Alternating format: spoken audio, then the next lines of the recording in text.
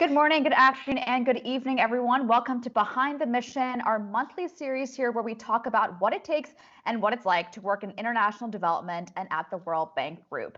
I'm your host, Srimati Sridhar, and it's my pleasure to be guiding you through today's conversation on disability and inclusion at the World Bank Group. December 3rd is the International Day of Persons with Disabilities. And ahead of that, we're going to be speaking with two colleagues, Charlotte McLean-Talapo, our Global Disability Advisor at the World Bank Group, and Carole Mejavon, who is the Sector Leader for Sustainable Development for the Maghreb countries, based in Morocco. Both are professional women with disabilities who have flourished in their careers here at the Bank Group, and they're here to share with us their experiences and to answer your questions as it relates to disability and inclusion at our organization. For today's episode, we do have with us an American Sign Language interpreter who will be pinned on the corner of your screen. Now, before we get started, I do want to encourage those of you that are tuning in online to share your questions in the comments section. And you can always follow along online using the hashtag BehindTheMissionWBG. We look forward to hearing from you. With that, let's get our conversation started. Hi, everyone. We're so sorry for that interruption, but we're back here to just kind of rewind a little bit. I was saying that Charlotte, Carole, I'm really looking forward to talking to you both about what the World Bank Group is doing around disability and inclusion. And in an effort to be as accessible as possible, could you start off by giving a descriptive introduction of yourself before we dive in? I'll just briefly start by saying that I'm Shri. I'm the moderator of the program, and I'm a South Asian woman with brown skin, long black hair, black eyes, and today I'm wearing a pink blouse with a red blazer. So Charlotte, let me now turn it over to you for your introduction, but to also give an answer to the first question, which is getting to know you a bit better. You are the Global Disability Advisor for the World Bank Group. So for those that aren't familiar with that title, tell us more about what your job entails. Thank you, Shri. My name is Charlotte McLean-Talapo. I'm a brown woman with long brown hair and green eyes.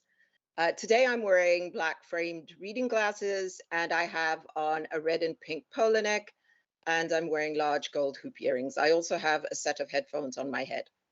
I have to say, it's always wonderful to be able to share a platform with Carole. But now to your question. Sorry, Charlotte, keep going. But now to your question.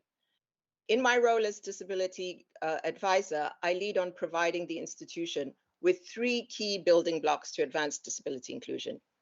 These 3 building blocks support the operations, and they support building the analytical base and fostering partnerships. On the first block of operations and advisory services, I provide technical advice across the institution on various aspects of disability inclusion, which might include working with project teams to ensure that our operations are more disability inclusive, or it may entail providing technical inputs into strategic documents. It may also include developing policy and guidance with sector specialists on a range of disability issues and sectors. For example, it might be focusing on disability measurement, or on inclusive healthcare systems, or on inclusive education, or inclusive digital development. So really looking at the sectors and making sure that they are addressing issues around disability inclusion. This guidance is really important because it assists us in coalescing around a common understanding of what we mean when we say we are disability inclusive. Now, this guidance is often used with the various instruments that the bank has to support our clients. So that's kind of under the, the package of support to operations. On the second, and what I see as a foundational block, is building of the analytical base. And in this regard, my role is to lead on new knowledge on disability inclusion, to review ongoing knowledge products and analytics, again, across the institution, to ensure that disability inclusion is embedded and addressed.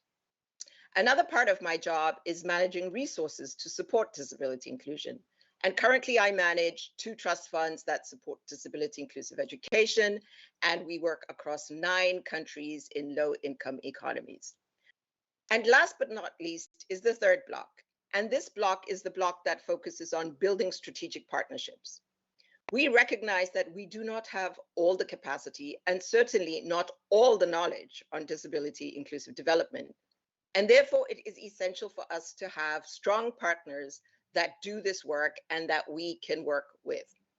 So it is also essential that we partner with and listen to organizations of persons with disabilities, because they have the lived experience, they understand the country context, and often they have the solutions.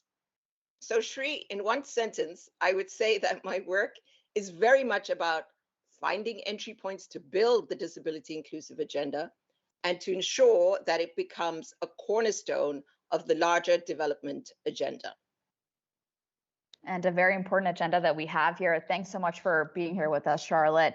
And Carole, let me now turn over to you for your introduction, but also question and getting to know you a bit more. You've worked in the field for several years and in many different developing countries. How has the experience been for you so far? And has it been easier in certain countries than others to conduct your work? Thanks a lot, Shri, and nice to be with Charlotte and everybody. So my name is Carole, and let me describe myself first. So I'm a white woman, blonde, curly hair, with glasses. Today I wear a blue shirt with white and red stripes. That you can't see, but I'm in a wheelchair, and I had an accident when I was 21. So yes, I had the privilege to be able to work in different countries over the past 20 years with the World Bank, starting with a position at the World Bank country office in Cameroon, in Yaoundé, for 5 years. And then I moved to the headquarters in Washington for about 9 years before going to Argentina, Buenos Aires.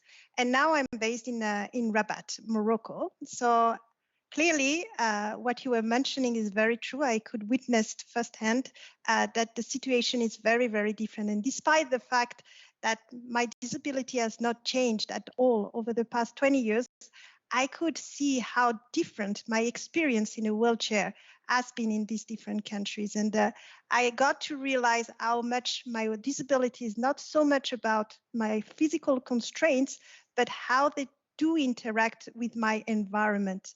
And when I say environment, it's about the infrastructure environment, because as you can imagine, it's important for me to have the ramp that will allow me to enter a building. It's important to be able to go to the bathroom, and all this infrastructure setup that I need to use to make sure that I can move and I can do my work as I need to. But I think it's important also, and I could see that to mention that there are cultural differences when it comes to the perception to disability. And these are important because it will also very much impact and interact in the way that you will be engaging with the different people in the country. Just let me give you an example. I was based for 4 years in Buenos Aires in Argentina. And just when I arrived, there was a new administration. The vice president, a woman, was in a wheelchair.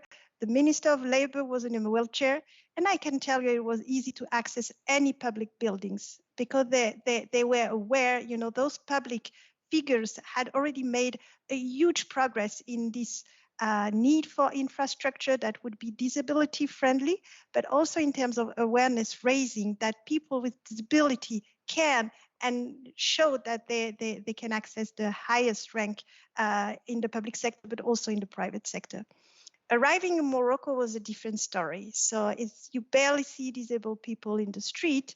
It's very difficult to have any accessible infrastructure, because I think the idea in Morocco is that the disability will be managed at the family level, and that it hasn't been perceived as a society issue. And when it comes to decision making in terms of infrastructure, sometimes this dimension is overlooked. So what I would say is that very different situation, very different context that requires me to adjust and to be flexible and to make sure that in whatever condition I need to be able to find a way to do my job. Thank you. Thanks, Carole. I mean, you raised a lot of important points here. So let's follow up on this a bit further. How has the World Bank Group supported you so that your disability hasn't come off as an obstacle to your work? Well, I haven't worked in many other institutions, but what I can say is that working at the bank is certainly a privilege when you have a disability first, because there will be a lot of attention to make sure that everything you need physically will be there to help you. And Charlotte was mentioning the funds that she is managing to making sure that people in needs will be able to receive the support that they need. What I would say is that I also have the privilege to work with a lot of colleagues that are willing to support. And that's part of the mindset. And people will make sure that whenever you need it, when you are in a mission, in a field visit, things will be adjusted and accommodated so that you can really deliver on the task and your job. But maybe I will look at another dimension. So not only what the World Bank can help me do, but also what I can support the World Bank in its mandate and its values. And I think that's really important. And I think that's something that I got to realize a little late in my career at the bank. I do think that even though my work has nothing to do with disability, being in a wheelchair, participating in meetings with high-level governments, but also with project beneficiaries, that has an impact in terms of making, the agenda on inclusion really move forward.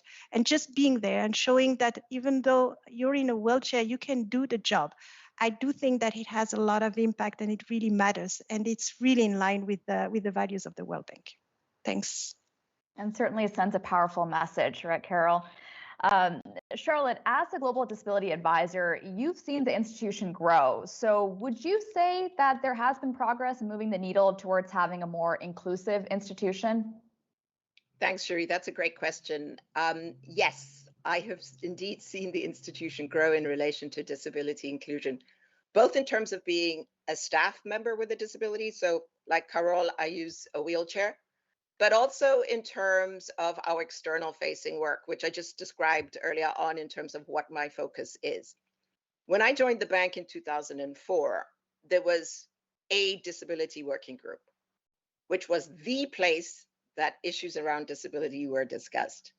Today, we have an extremely active disability advocacy and resource employees group called DARE. We have a staff association working group on disability. We have the Disability Accommodations Fund to support staff with disabilities to ensure that their reasonable accommodations are met. And we have policies in place to support staff with disabilities. So quite a bit has happened in regard to what we do internally. In our outward facing work, we definitely have a much larger cohort of bank staff who are working on disability across the sectors and the regions. We now have focal points in most of the sectors and in all regions. And we definitely have seen an uptick in the number of projects that are disability inclusive. In addition to this, we have the environmental social framework, which has been a huge boost for advancing disability inclusion. And the framework works along a suite of robust technical guidance notes on different facets of disability inclusion. I think it's important also to just point out that alongside this operational work, through our funding mechanisms like IDA 19 in this case, we have seen very important opportunities to accelerate disability and the bank's work. And if we look at the IDA 19 package, we see that it recognizes disability inclusion as a cross-cutting theme. It embeds disability inclusion in 6 policy commitments, and it commits to investing in disability disaggregated data, which is really important.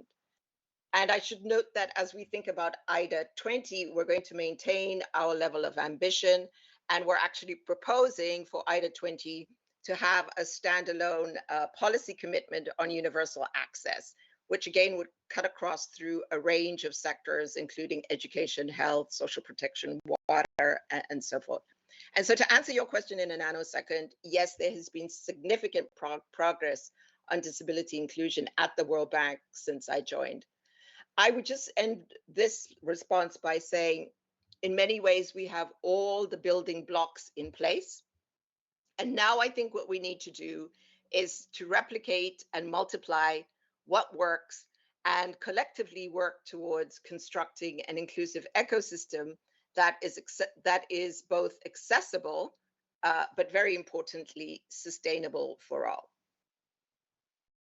Thanks, Charlotte. I can't say it better myself. So, guys, if you're just joining us, you're watching Behind the Mission, where today I'm speaking with Charlotte McLean-Talapo, who's our Global Disability Advisor at the World Bank Group, and Carole Mejavon, who's the Sector Leader for Sustainable Development for the Maghreb countries, working out of Morocco. December 3rd is the International Day of Persons with Disabilities, and we're talking about the importance of disability and inclusion in the workplace. And we're very happy that Charlotte and Carole have been able to join us to share their experiences. I also want to take a moment to thank you, our online audience, for being with us here today. And we know that you've been busy submitting your questions for Charlotte and Carole, so let's take a minute to go through a couple of those. I've got a question here from Virginie Toko in Cameroon, who is a disability rights advocate and wants to know, how can the World Bank be of help to persons with disabilities in a time of crisis? And how does the institution mainstream disability in their different activities? Who would like to take this question? I'm happy to respond to Virginia, and thank you very much for your question. So I would say that there are many ways in which the bank can support and assist persons with disabilities. The one way is to ensure that persons with disabilities participate in our stakeholder engagement consultations, that we consult and that we listen to what their needs are. We can also partner with organizations with disabilities at a country level to advance the agenda. And we have some examples of that kind of work. We did so in Malawi on an inclusive education project. We can partner with organizations of persons with disabilities to collect data, as we did recently for a phone-based survey that we used for a research paper on the impact of COVID-19 on children with disabilities. So I think there are a number of different ways that we can work with organizations of persons with disabilities at country level during a crisis. On your second part of the question around mainstreaming, we strive at the bank to mainstream disability inclusion by embedding disability-specific components, and those may be full components in a project, maybe an indicator, and the idea is to embed this into our project design. But I think it's also important to think about how we mainstream disability inclusion in our social analysis and how we ensure that the way we do business is disability inclusive, to ensure that we're mainstreaming disability inclusion in the analytics and the knowledge products that the bank develops. And then finally, I think part of the mainstreaming comes from what Carole said. How do we ensure that we as an institution are accessible to persons with disabilities? That certainly helps in mainstreaming the agenda. Thank you so much, Charlotte. And one more online question here from Sakir Alam, who wants to know if there is a particular way of applying that can make one's application stand out. So what should one focus on to maximize chances of being selected for a job? Carole, maybe I can throw this one over to you. Sure, Shri. Thank you. Thank you very much, Sakir, for your question. So, well, what I can say is, share my personal experience. As I mentioned, I was recruited at the World Bank to become a forestry specialist to be based in Cameroon. And honestly, I don't think that my disability in any way has been taken into account in the decision for the recruitment. But I was bringing the technical skills, I guess, and the competencies, and make me fulfill, the requirement under the terms of references. And I think that was the most important part of the recruitment process. But that said, I can't say that my recruiters were completely blind to my disability. First of all, I could see that when decision was made for me to be based in the country office in Cameroon, everything was done to make sure that the office would be accessible to me. They were building ramps all over the place so that I could access most of the different offices. So that was clearly a sign that they were caring about making sure that I would be able to do the job the way I needed. But maybe a second part, which I think was also important, is when I was applying, clearly they knew about my disability, and I didn't hide my disability. And without saying anything, I think that just deciding to apply to this position, to move from France to Cameroon, even though I was in a wheelchair, that was a testimony that I was just so willing to be able to be part of the World Bank and to contribute to its values and its mandate. So even that it wasn't mentioned or said, I think that was just a strong testimony of the commitment I had for the development agenda and my contribution I wanted to have as part of the institution. So I would say that build your skills, make sure that you have strong technical skills, competencies, sell that first, but also share your personal experience and show how it fits within an institution like the bank. Thank you. And that certainly goes a long way. Thank you so much, Carole. And a huge thanks to Virginie and Sakir for sending in your online questions. For those tuning in, continue to send in your questions. We do have colleagues behind the scenes who are working hard to answer any questions that you have. So, in the spirit of sharing advice, Carole, let me come back to you here. For people who have disabilities who want to work not just in international development, but they want to be alongside beneficiaries and they want to be right out there in the field, what would be your advice for them? What should they do? All right, thank you, Shri, for the question. So that was, to me, the most important. I wanted to be at the World Bank because it would allow me to be really close to the beneficiaries, and I knew that I would be able to be part of projects that were, really the one that I wanted to contribute to. And my expertise, as I was mentioning, was on forestry and rural development. So whenever I wanted to go to the field to see the impact of the project, I had to go to very remote areas. And as you can imagine, it not always very accessible. So that made the mission very challenging, but also at the same time very rewarding.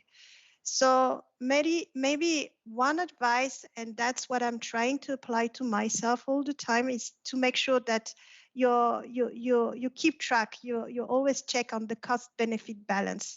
And what I mean is that going for those missions and going to the fields and getting to interact with the beneficiaries can come with costs. Some frustration. Sometimes it's difficult. Sometimes you end up not even being able to see what you were supposed to go to look at.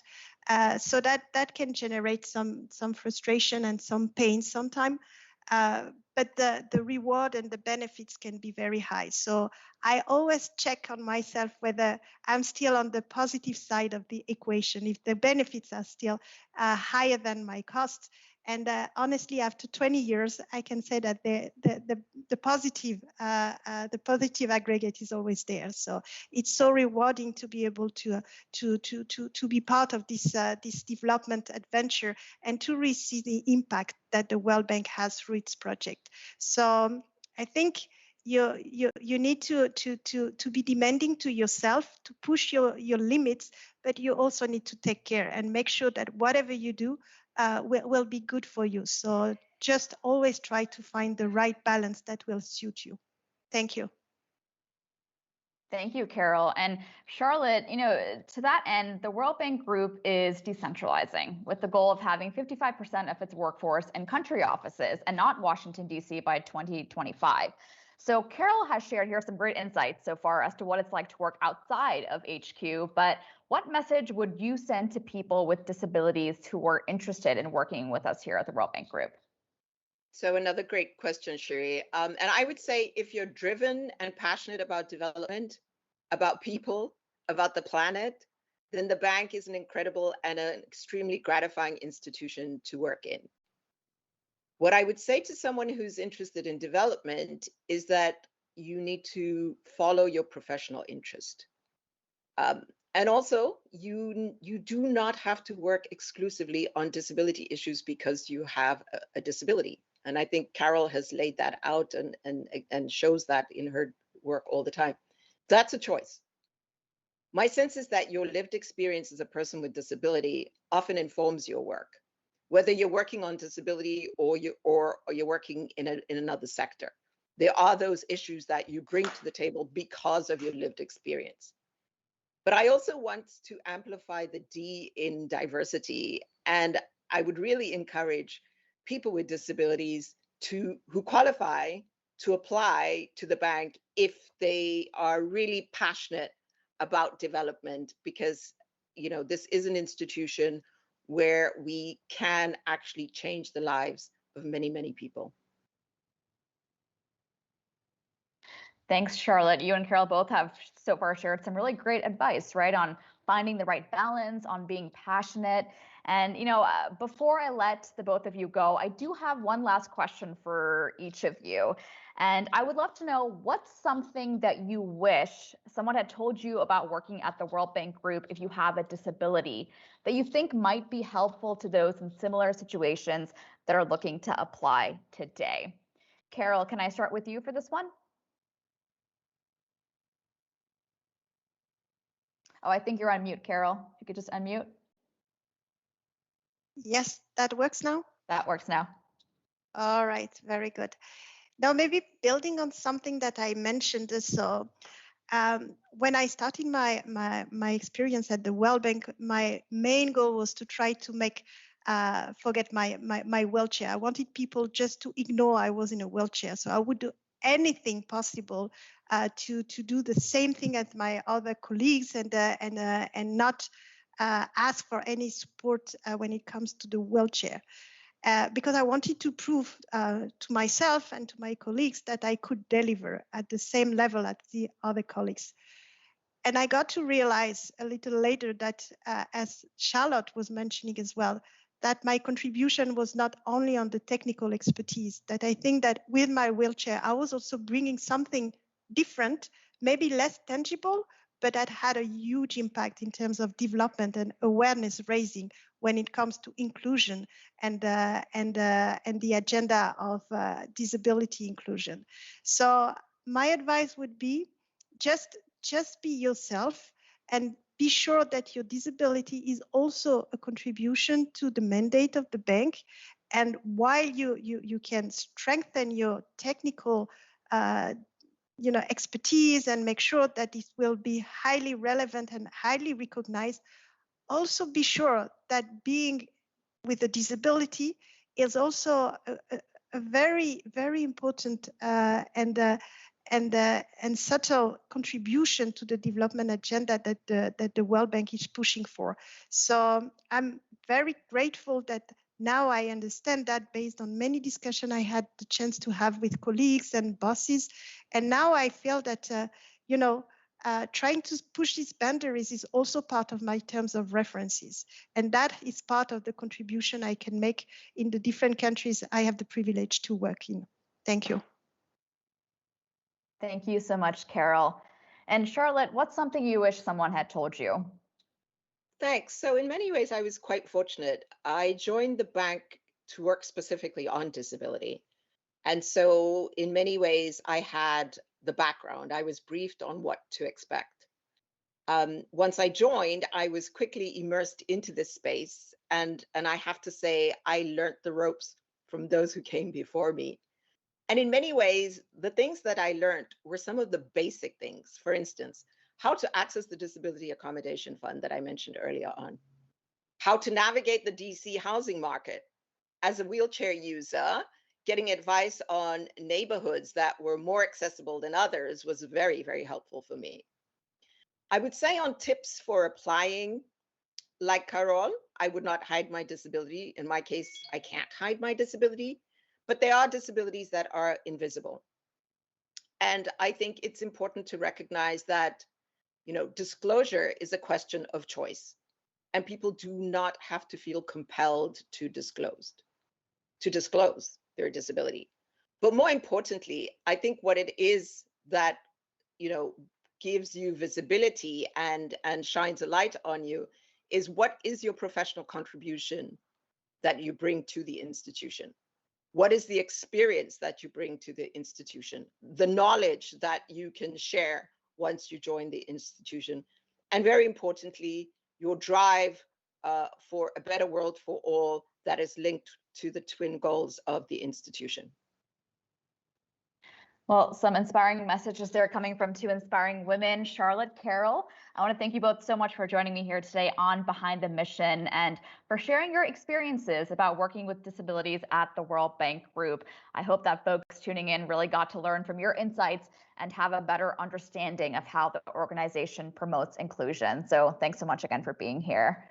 And I want to give a big thanks as well to our American Sign Language interpreter for joining today's episode, and also to you, our online audience, for being here. Remember that Friday, December 3rd is the International Day of Persons with Disabilities, and the World Bank will be having an event that will be live streamed that morning. So do head on over to World Bank Live to learn more about how you can join. Now, you can always follow us. We're on social media. We're on LinkedIn, Facebook, Twitter, and you can check the latest career openings on our job site.